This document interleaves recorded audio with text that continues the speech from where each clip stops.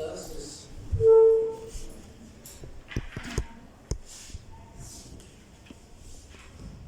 Muy bien, ya aprendimos a hacer el examen neurológico, la confección de historias clínicas, y ya vimos también que cada segmento del cerebro tiene una determinada función que da una determinada sintomatología, y la clínica neurológica hace que nosotros rápidamente nos demos cuenta y lleguemos a qué? A un diagnóstico de lo que puede tener nuestro paciente. ¿No es cierto? En este caso, el diagnóstico normalmente es topográfico. Sabemos que una determinada sintomatología está causada por una lesión en una determinada zona o área del encéfalo, ¿no es cierto? Entonces, es importante tomar en cuenta ese tipo de cosas para entender, digamos, lo que vamos a llevar hacia adelante en cuanto a patología y fisiología, más que todo fisiopatología. Bien, ahora hablamos de ácido isquémico. Cuando hablamos de ácido isquémico, ¿a qué nos referimos? Fundamentalmente nos referimos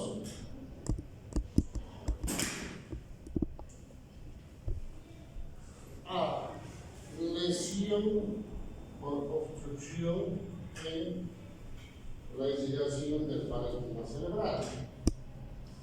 Cuando hay lesión del parénquima cerebral, hay dos cosas que se lesionan: por obstrucción, que es el ácido isquémico, y el otro es por hematomas intracerebrales, que es lo más frecuente que vemos en la práctica diaria de la patología neurológica. Existen también los tumores, los aneurismas, todo eso, pero son otro tipo de patologías que, en general, comparando con estas son las que vamos a ver con relativa frecuencia en la emergencia. Entonces, cuando hablamos de fisiopatología de la circulación, la irrigación, el flujo sanguíneo cerebral en el cerebro, lo normal es esto: flujo sanguíneo cerebral 55 ml por 100 gramos por minuto. Eso es lo que llega a la sangre, ¿dónde? Al cerebro. En este momento, mientras ustedes van escribiendo, viendo las diapositivas, el cerebro va recibiendo esa cantidad de sangre para que funcione normalmente. Entonces, ¿qué pasa si empezamos a ver cómo se alteran cuando va disminuyendo esto? Fíjense, cuando es menos de entre 50 y 30, va a haber una alteración de la síntesis proteica y la expresión génica de la neurona, de la célula. Ya no va a ser normal, o sea que no va a producir la misma cantidad de proteínas para su funcionamiento, pero sigue funcionando. Ahora, si nosotros vemos que esto sigue bajando hasta 25, ¿no es cierto? Va a haber ¿qué cosa? Una alteración en el uso de la glucosa. Al principio como que usa excesivamente, tratando de compensar, digamos, la alteración del funcionamiento de la neurona. Pero después, ¿qué hace? Disminuye. ¿Para qué? Para mantener viva a la célula. Pues fíjense ustedes, ya hay una alteración en el uso de la glucosa en la célula. Si nosotros vemos que es menos de 25, ya acá existe ¿qué cosa? Alteración de los neurotransmisores excitatorios. Cuando hablamos de neurotransmisores excitatorios, estamos refiriéndonos a sustancias que son inflamatorias para la neurona. Inflamatorias para la neurona. Esto seguramente que todo esto que estamos hablando ya debería llevar en fisiopatología, ¿no es cierto? En una célula, porque esto que hablamos es casi en general para todas las células. Porque todos usan glucosa, todos usan el ATP, todos usan por cierto, energía y todos necesitan sangre para su funcionamiento. Entonces va a haber la liberación de los neurotransmisores. Cuando es menos de 20, va a haber acidosis tisular. ¿Por qué? Porque ya están presentes los neurotransmisores excitatorios. Va a haber una acidosis tisular cuando es menos de 20, y acá existe una disminución, una depresión de ¿qué? Del ATP. ¿Y qué es el ATP? Es el adenosín fosfato. ¿Y para qué sirve? ¿Cómo? ¿No es cierto? Entonces, fíjense ustedes que ya acá va a tener, si quieren, menos energía para su funcionamiento. La neurona como que se está muriendo, ¿no es cierto? Y cuando existe esto, menos de 20, ¿no es cierto?, se provoca lo que se llama el infarto cerebral. O sea, cuando es menos de 15. Cuando es menos de 15, entonces va a haber ¿qué cosa? Aumento, ¿no es cierto?, del potasio extracelular y desviación del calcio. ¿Eso qué significa? Para que exista el infarto. Alteración de la bomba de sodio, alteración de la bomba de calcio, alteración de la bomba de sodio y potasio del calcio, ¿no es cierto? Alteración de la bomba de calcio, que eso ya lo llevaron, ya saben, ¿no es cierto? Entonces, fíjense ustedes, estamos recordando solamente lo que ya saben. Entonces, esa es la fisiopatología de por qué tenemos un infarto cerebral. Ahora, ¿por qué puede ser un infarto cerebral? Fíjense ustedes, un trombo obstruye un segmento de la arteria y esa zona que no le llega al cerebro, ¿no es cierto?, deja de funcionar. O un émbolo que también, ¿no es cierto?, causa de un infarto cerebral. Una hemorragia intracerebral puede provocar, sí, por lesión directa. Se reabsorbe el hematoma y quedan las neuronas lesionadas, como infarto, ¿no es cierto?, secundario al hematoma. Entonces, fíjense ustedes que cuando hablamos de fisiopatología tenemos que entender esto de por qué se forma un infarto cerebral. Ahora ya sabemos, ¿no es cierto?, ya sabemos cuál es la causa de cómo ¿no es cierto?, se forma cuando hay alteración en la neurona. Pero fíjense ustedes, cuando también hablamos de la fisiopatología, existe en la parte central del infarto cerebral lo que se llama el tejido necrótico, prácticamente tejido no funcionante, no funciona. Pero en la periferia tenemos esto que es la zona de penumbra. ¿Qué es la zona de penumbra? Son neuronas que están todavía malogradas, lesionadas, pero tienen todavía función. ¿Qué es lo que hacen estos? Fíjense ustedes, cuando se registra a estas neuronas, esta zona, va a haber un silencio electrofisiológico por vena transitoria. O sea, que significa como que están desmayadas, ¿no es cierto?, pero reversibles, ¿no es cierto?, cuando se los reanima. ¿Eso qué significa? Que si rápidamente se actúa en el tratamiento, esta zona de penumbra es la que se tiene que rescatar. Esta es la que se rescata. ¿Por qué? Porque en general, después del silencio electrofisiológico, ¿no es cierto?, son reversibles, ¿no?, el potencial a la membrana y el metabolismo energético. O sea que otra vez se reactiva. Hay aumento del ATP, hay aumento de la glucosa, entonces rápidamente, ¿no es cierto? Obviamente estos seguramente tienen, digamos, no llegaron, digamos, a la liberación de los neurotransmisores excitatorios o están empezando, pero cuando les llega toda la energía, rápidamente se recuperan, ¿no es cierto? Y tenemos a esto que es la oligoemia, y en general la oligoemia es mucho más periférico. Esto sí, van a tener una disminución del flujo sanguíneo cerebral, pero no llegan, digamos, a bajar tanto como para alterar la función de la neurona.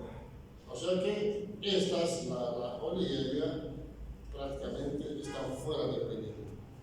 Entonces, esto que hablamos es este esquema que tenemos: la zona central, la zona necrótica, la zona periférica. Después de esto tenemos la zona de penumbra y mucha más periférica tenemos la orilla.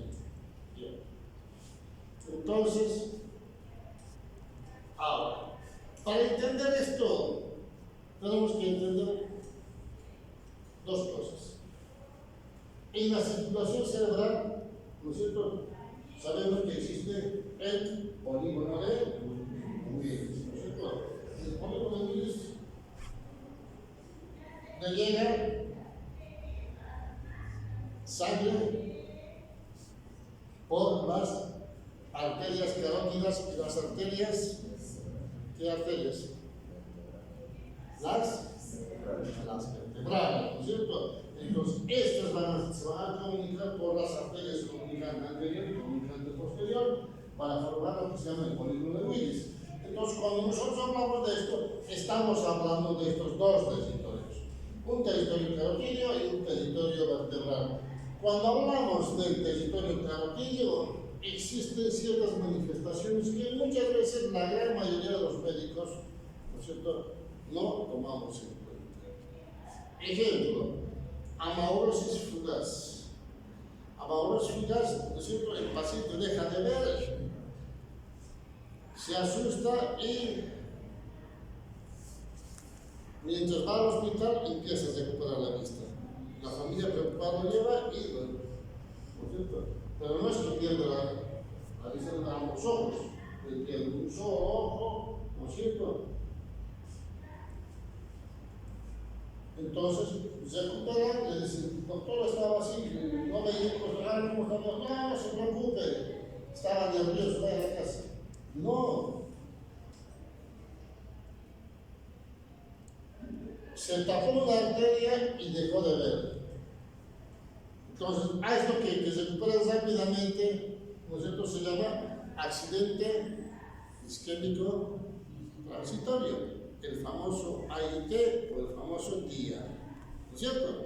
Entonces, ¿qué otra cosa? Compromiso piramidal y facial central directo. Esto, cuando hablamos de compromiso piramidal, estamos hablando de esta zona que está por delante de la zona de Sil, ¿no es cierto? Entonces, ¿qué tenemos? ¿Qué área tenemos en esa zona? ¿Ah?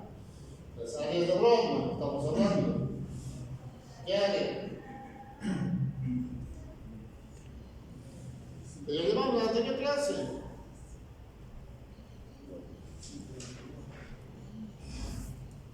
Pero yo les dije, o sea, tienen que estudiar, tienen todas las clases de sumatoria para el siguiente tema, tienen que saber, porque si no, no van a entender. El área 4 de Europa es el área que comanda, digamos, el movimiento de, o sea, es la zona motora, el movimiento, digamos, los movimientos, brazo, la lengua, etcétera, etcétera, etcétera. Por eso, me hay compromiso piramidal y facial central.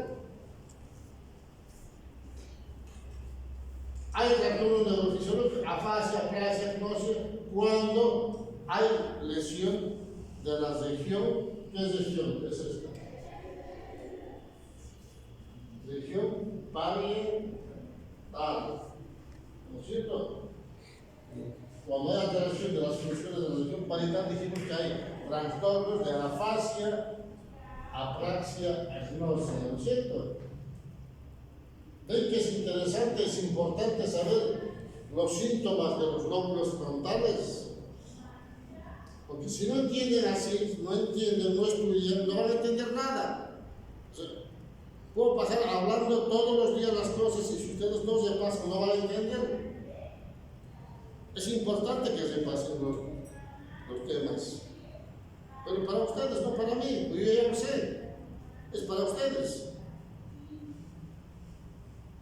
Entonces, cuando hablamos del territorio vertebral, ¿qué es lo que va a haber? ¿Trastornos de qué? De tronco cerebral. ¿Por qué?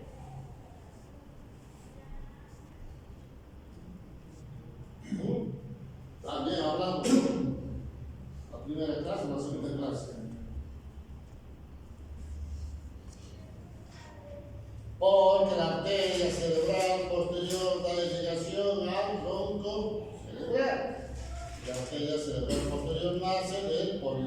de la arteria basilar, y la basilar se forma de las arterias vertebrales.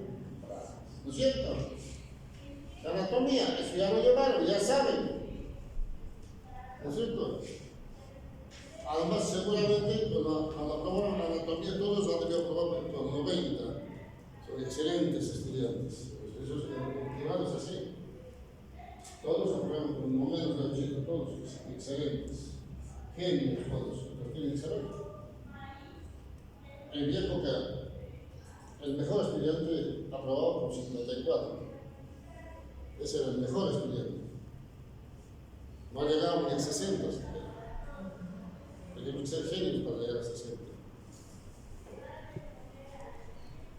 Entonces, fíjense entre la diferencia. Entonces, va a haber vértigo, diplopía, trastorno de los espacios craneales, ataxia. ¿Por qué ataxia? Porque hay lesión del cerebelo, ¿no es cierto? Trastorno sensitivo disociado motor y cuadros alternos. Sí, porque hay una decruzación de la, ¿no es cierto?, de la vía piramidal. ¿Dónde? ¿En el? Bueno, las pirámides urbanas, ¿no es cierto?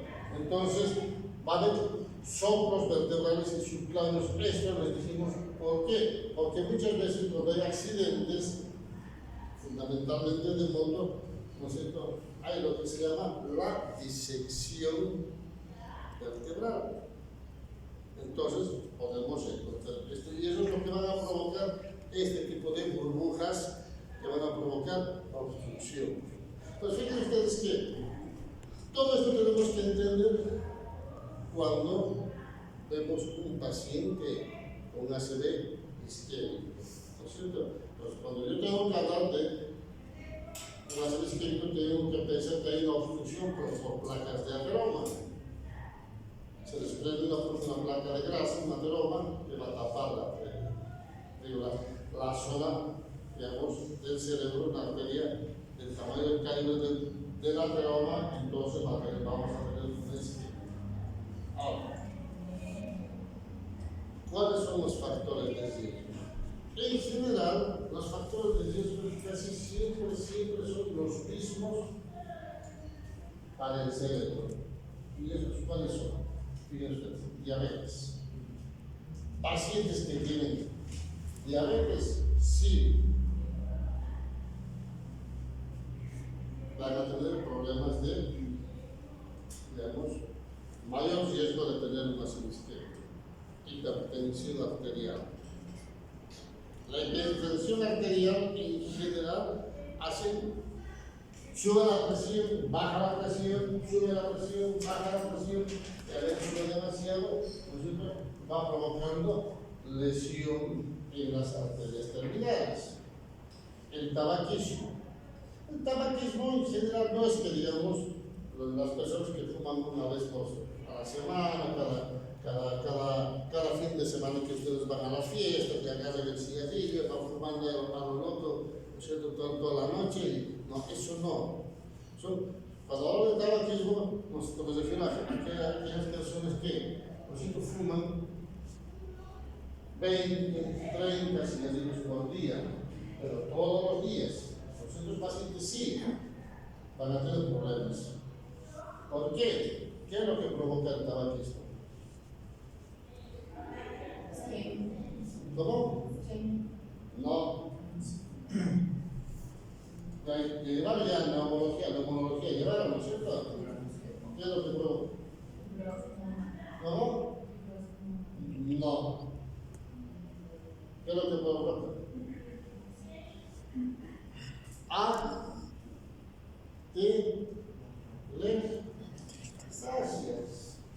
Atelectasias, ¿no es cierto? Tienen que saber, ya se los dije, todo lo que estudiaron tienen que saber y poner en práctica. Tienen que saber. Entonces, fíjense ustedes, la hipertensión, también la diabetes, ¿por qué? La diabetes, ¿qué es lo que provoca? ¿Sí? ¿Qué es lo que provoca? Lesiones de las terminaciones nerviosas, ¿no es cierto? La famosa retinopatía, el colon irritable y otra cosa. Las neuropatías periféricas, ¿qué otra cosa? ¿Ah? ¿No tienen que saber? Si yo me empiezo a preguntar, seguramente nos quedamos, o sea, con este tema todo el semestre. Lo tienen que saber. Entonces seguimos. Historias familiares. En general existe una tendencia, digamos, de que en la familia puede haber patologías vasculares, ¿no es cierto?, a temprana edad. Hay gente, digamos, que sin tener, digamos, ningún antecedente, digamos, de importancia, hace base isquémico a los 30, 40 años, pero no fuma, es deportista, etcétera, etcétera, pero sí hace fibrilación auricular, ¿no es cierto? La fibrilación auricular, ¿qué es lo que provoca? Cardiología, llevar, ¿no es cierto? El famoso FA.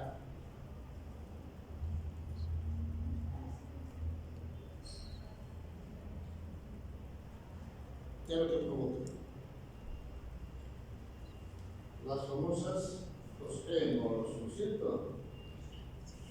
Y para que no haya compromiso cerebral, ¿qué es lo que les dan a los que tienen los FA, a los pacientes?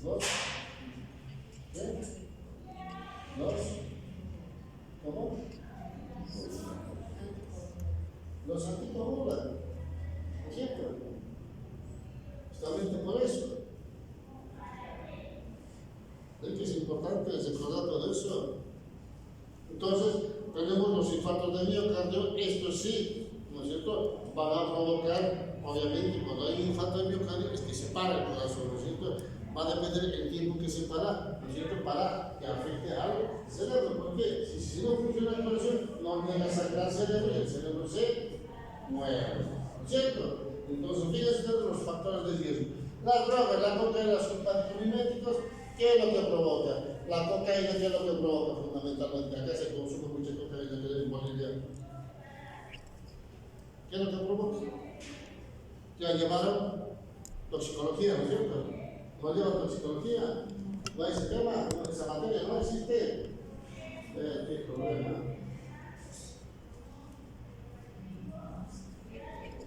Pero seguramente llegaron en otras materias, ¿no es cierto? ¿Cómo? No. Provocan las famosas vasculitis. Las famosas vasculitis. Y estas vasculitis o pueden entrar o se pueden, ¿no es cierto?, contraer, provocando las áreas de isquemia. Anticonceptivos. ¿Qué es lo que provocan los anticonceptivos?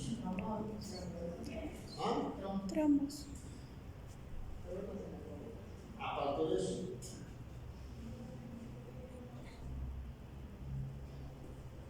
¿qué dice el prospecto? ¿Leyeron alguna vez los prospectos ahí cuando compran los anticonceptivos? Favorece la coagulación. Sí, de los trombos, eso te quiero. ¿Está bien? Sí.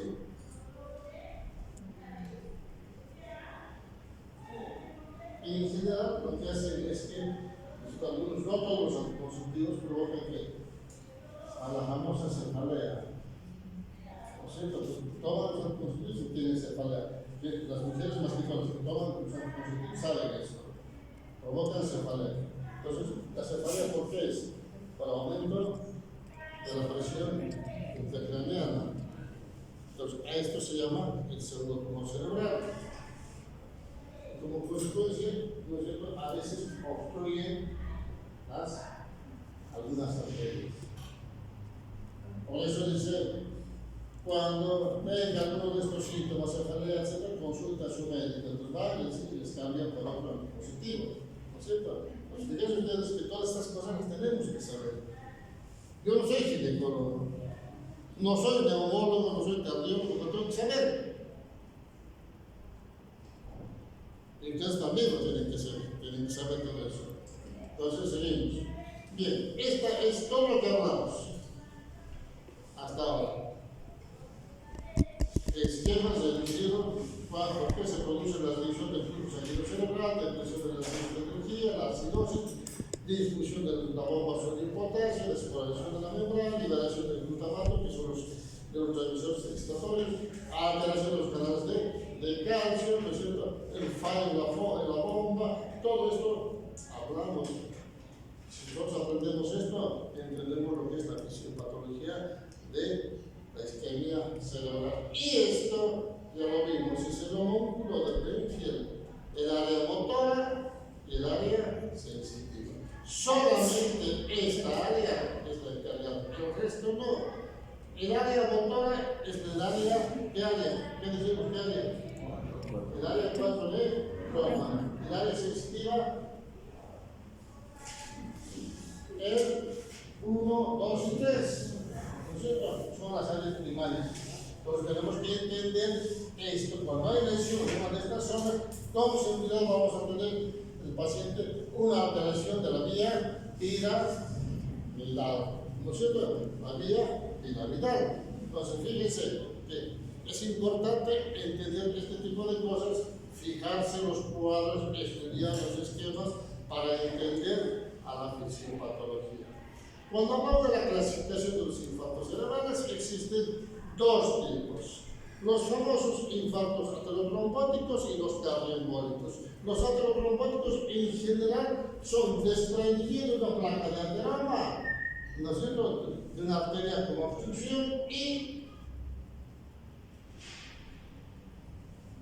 da la obstrucción de las arterias de grueso calibre, vasos grandes. Mientras que los cardioembólicos, que son las burbujas que hacen los émbolos, van a obstruir ¿qué cosa? Pequeños vasos arteriales. ¿No es cierto? Existen los famosos infartos cerebrales de causa rara, ¿no es cierto? Y los de causa indeterminada. Estas en general siempre tienen una causa. Solamente que cuando se estudia no se encuentra si es de causa rara o de causa indeterminada. Pero si uno va buscando, siempre va a encontrar una causa. Pero lo más frecuente es el aterotrombótico y el cardioembólico, que todo se concentra la atención del médico en estas dos cosas. En el tema de las causas raras, por ejemplo, no sé, una mujer que está consumiendo, ¿qué cosa? Anticonceptivos, ¿cierto? Y de las causas indeterminadas, un paciente, un deportista, de pronto hace una isquémica y no sabemos qué causa familiar. Entonces, esas cosas las tenemos que entender para hablar de una ACV isquémica. ¿Cuál es el cuadro clínico? Fíjense ustedes, el cuadro clínico es que cuando ingresa a la emergencia, siempre yo hablo de emergencia en el hospital porque es ahí donde van a aprender la medicina. Es ahí donde van a tener las primeras armas de poder enfrentar y perder el miedo. Porque después el resto, la consulta todo es totalmente diferente. Entonces, en la emergencia, ¿qué es lo que va a haber? Paciente que ingresa con una hemipalegia o una hemiplegia aguda. ¿No es cierto? Y dicen ustedes los familiares que lo encontramos esta mañana así. No puede estar tirado en el piso, o no puede mover, o no habla. Hemiplegia o hemipalegia. O simplemente, ¿no es cierto?, pierde la sensibilidad. Cuando hablo de la pérdida de la sensibilidad, ¿de qué área está hablando? ¿De qué área?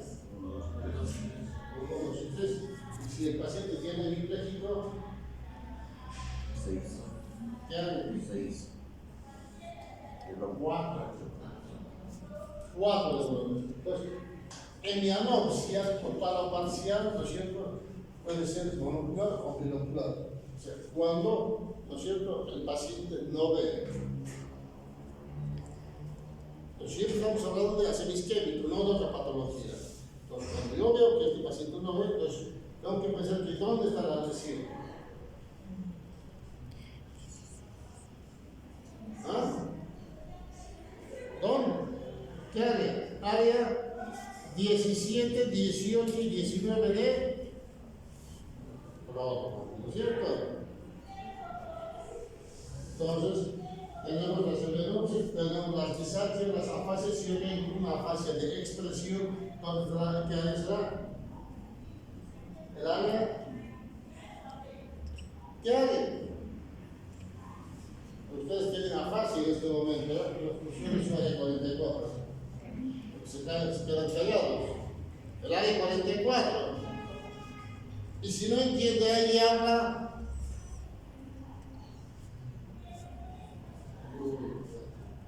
Pero qué pena, ¿no? Tiene que estudiar. Bueno, seguimos, si no nos desviamos. Ataxia, a ver qué lo listamos. Cuando hablamos de esto, ¿de qué estamos hablando? ¿De qué zona? Del área de la fosa posterior. Lesión donde en el cerebelo, es el área de la coordinación, ¿no es cierto? El cerebelo. Hay disminución aguda de la conciencia. Cuando existe este tipo de cosas, cuando el paciente llega inconsciente, estuporoso, nos estaremos hablando que hay una alteración en qué territorio, carotídeo vertebral.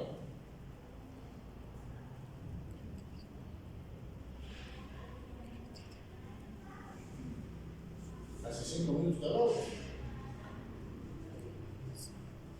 Vertebral, porque la vertebral se junta y forman qué cosa, les dije, la arteria basilar, y la arteria basilar va a dar la formación de las arterias cerebrales posteriores, la arteria cerebral posterior, y siga qué cosa, el tronco cerebral, ¿no es cierto? Entonces tienen que empezar a razonar, tienen que empezar a entender. Por eso yo siempre les digo, necesito que me entiendan, necesito, ¿no es cierto?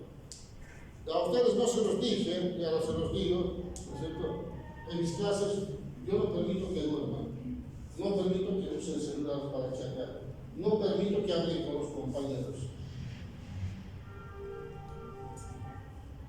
Necesito que me entiendan, escuchen, porque es la única forma de que puedan entender. Entonces, fíjense ustedes, cuando existe este tipo de cosas, el paciente va a estar en coma. ¿Por qué? Porque hay alteración del territorio de la arteria vertebral, ¿no es cierto? Arteria vertebral. Entonces, cuando existen los síndromes vasculares que hablamos, vamos a hablar de los infartos totales. Cuando hablamos de infartos totales, en general, es de la circulación anterior, esto que vemos acá, no sé, esto prácticamente todo el cerebro de un lado está infartado. ¿No es cierto? Cuando hablamos de esto, estamos generalmente refiriéndonos a la arteria cerebral media, que es la que da mayor irrigación al hemisferio.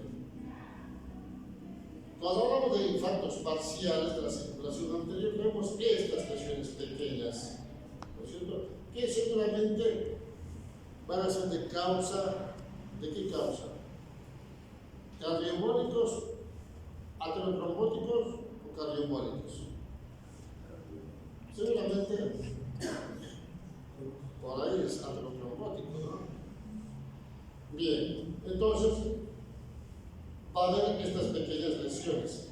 Ahora, si nosotros hablamos de esto, infartos laculares, ¿a qué nos referimos? Nos referimos a estas pequeñas lesiones. ¿De estas? ¿No es cierto? Esas en general no van a dar sintomatología. Solamente que el familiar se da cuenta que de pronto algunas cosas se olvidan, cuando algo se le cae algo, o que por ahí no ve un momento, le da lo mismo, está ya es menos motivado, o de pronto se pone a llorar. Entonces van apareciendo infartos pequeños. Estos en general se presentan porque en los pacientes hipertensos crónicos. Los pacientes hipertensos crónicos. Entonces, dice, aquí no existe, dice, disfunción cerebral superior ni anomia, y ¿no es cierto? Puede haber síndromes sensitivos puros que afectan la cara, brazo, pierna, o en los emisores de síndromes sensitivos, ¿no es cierto?, de la misma zona, síndrome sensitivo puro, ¿no es cierto?, o hemiparesia, o ataxia, o disartria, o mano torpe. no es nada, ¿cómo les digo? No es nada evidente decir, es esto. ¿No es cierto? Pero eso lo va sumando poco a poco, ¿no es cierto? Y la familia dice, yo desde hace 6 meses lo fui notando que va pasando esto. Pero ¿qué es lo que tenemos que preguntar? ¿Es hipertenso? Sí. ¿Toma la medicación? No. ¿Toma a veces sí, a veces no? O simplemente dice, sí, toma todos los días, cumple, pero no hace caso, se sigue yendo a beber, sigue comiendo sal, etcétera, sigue comiendo, no sé, grasas, etcétera. ¿No es cierto? Entonces, esos son los que provocan esto que llamamos los infartos lacunares. Existe infarto de la circulación posterior. Cuando hablamos de circulación posterior, nos estamos refiriendo a la arteria basilar, a la arteria cerebral media, ¿no es cierto?, la arteria vertebral. Entonces, ¿qué va a haber? Acá, trastornos los movimientos completos de los ojos, déficit motor sensitivo único bilateral, va a haber disfunción cerebelosa por lesión del área del cerebelo, ¿no es cierto?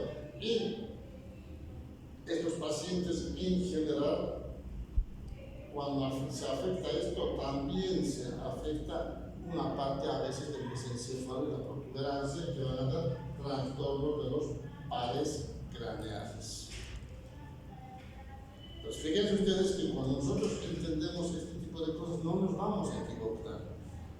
Es importante saber todo este tipo de cosas. ¿Cómo vemos la evolución tomográfica de los pacientes? En las primeras horas normalmente es normal. A veces vemos esto, hay una imagen hiperdensa del recorrido de una arteria. Cuando vemos esto es porque sabemos que está obstruido. Pero es normal. A las 12 horas ya más o menos aparece alguna cosa medio rara de, digamos, cambios de la densidad de la sustancia blanca y gris, y sigue habiendo esta imagen de hiperdensidad, pero en la parte del territorio vascular. Después de eso, después de las 24 horas, ¿no es cierto?, vamos a ver qué cosa.